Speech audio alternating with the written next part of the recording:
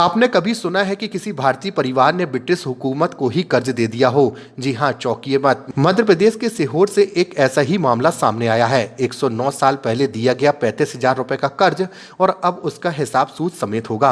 यह कहानी शुरू होती है प्रथम विश्व युद्ध के दौर में, जब भोपाल रियासत की नवाब सुल्तान जहां बेगम के बाद प्रदेश के दूसरे सबसे अमीर शख्स सेठ जुम्मालाल रूठिया ने ब्रिटिश हुकूमत को उनके मैनेजमेंट के लिए 35,000 रुपए का कर्ज दिया था।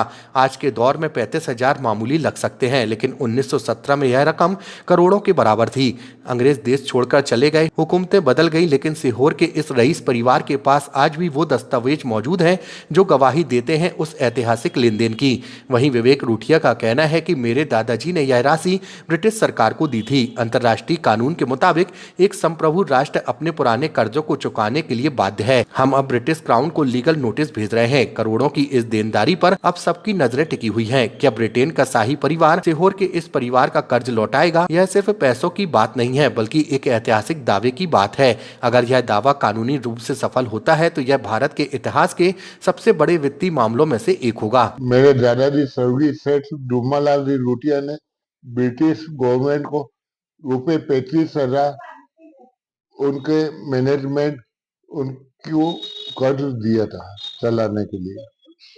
तो अपन क्या चाहते हैं? मैं ये चाहता हूँ कि मेरे दादाजी के द्वारा कर्ज दिया हुआ मैं ब्याज सहित मुझे वापस लौटाया जाए। बिल्कुल करेंगे ना। मैं ब्रिटिश गवर्नमेंट को रुपए में ब्याज की अदायगी के लिए वकील साहब के मार्फत कानूनी कार्रवाई करूंगा।